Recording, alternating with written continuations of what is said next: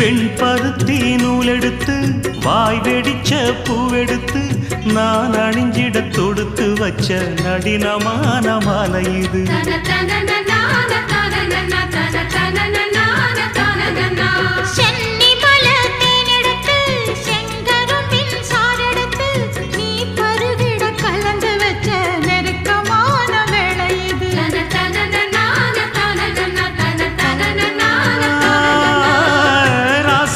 உடம்பிருக்கும் ரவிக்க துணி நானாக அன்னாடம் சூடி கொண்ட ஆசை வச்சாகாதா.